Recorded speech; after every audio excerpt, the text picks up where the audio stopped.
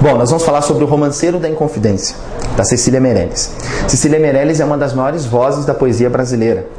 Além de poeta, Cecília Meirelles era professora, tradutora, cronista, ela fez muitas traduções, escreveu livros infanto-juvenis, livros para criança e livros para adulto. Na obra Romanceiro da Inconfidência, ela faz um trabalho quase que inédito na época. Era um trabalho que precisava ser feito para a época em que ela escreveu esse livro, para a época em que ela pertencia da literatura brasileira, que é ali por volta da segunda geração modernista brasileira, que é um trabalho de pesquisa de um fato histórico e que se transforma depois em arte, que se transforma em poesia, que se transforma em literatura. Ela pega uma história, um momento da história brasileira, que é a Inconfidência Mineira, ela pega personagens que eram reais, como, por exemplo, o próprio Tiradentes, naturalmente, poetas que na época eram inconfidentes também, Tomás Antônio Gonzaga, Cláudio Manuel da Costa, Silveira Peixoto, entre outros. Chica da Silva, que era uma personagem muito importante para a história brasileira, e ela transforma todos em personagens desse livro de poesia. Acima de tudo, o Romanceiro da Inconfidência é um livro de poesia, mas não é um livro de poesia puro, digamos assim, só poesia, só versos, só rimas, não. É um livro que mistura um pouco de drama nos diálogos, lembrando que drama, estou me referindo a teatro, estou falando de encenação. Ela tem muitos diálogos nesse livro, então o livro tem essa característica dramática. É um livro que também tem muitas narrativas, porque tem descrições, né? Quase toda peça de teatro tem as suas narrativas que ficam nas rubricas, em itálico, ou que ficam entre parênteses, entre uma parte e outra. Nesse livro, embora não seja um livro de teatro, não é uma peça de teatro, tem essa característica também. E tem a questão, obviamente, da poesia, né? Dos versos.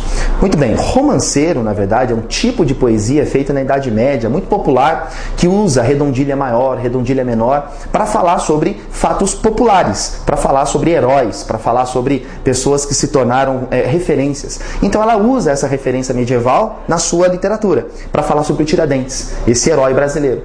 E para falar dele, ela vai utilizando, então, portanto, essa forma medieval. Está aí uma grande característica, está aí uma primeira característica. Uma outra característica importante é que a Cecília Meirelles, ela lembra muito os poetas simbolistas, embora não seja simbolista, né, cronologicamente, mas ela tem características simbolistas. A gente pode falar que a Cecília Meirelles é neossimbolista até certo ponto. Por quê? Porque ela usa espiritualidade, ela usa imagens sinestésicas, por exemplo, ela troca sensações. Quando um personagem vê uma árvore, não está vendo uma árvore, está vendo ali tudo que lembra aquela árvore, toda a sensação daquela árvore. Se Tiradentes foi enforcado ali, quando ela olha para aquela árvore, a personagem olha, não está vendo só aquele objeto, está vendo toda a história sendo terminada ali, acontecendo naquele momento. Então a sensação que aquela árvore traz para a personagem é que importa para a poesia da Cecília Meirelles. Por isso, neossimbolismo. Eu posso falar que há muita musicalidade na obra dela. As redondilhas maiores e menores que ela utiliza como referência medieval, ela também utiliza como uma referência musical. Porque quando você tem uma redondilha menor, com 5 versos poéticos, você tem uma musicalidade. Com 7, mesma coisa. E são versos populares. Porque o romanceiro, na verdade, romance é um romance, são os versos populares medievais, como eu falei. Muito bem, então eu tenho essa outra característica, que é uma característica da autora que está nessa obra. Agora, um fato importantíssimo, isso não pode, vocês não podem se confundir nisso. O fato dela usar uma questão, um momento histórico, não significa que ela está escrevendo um livro de história. Ela tem a liberdade poética, ela tem a liberdade de inventar os personagens em cima da realidade.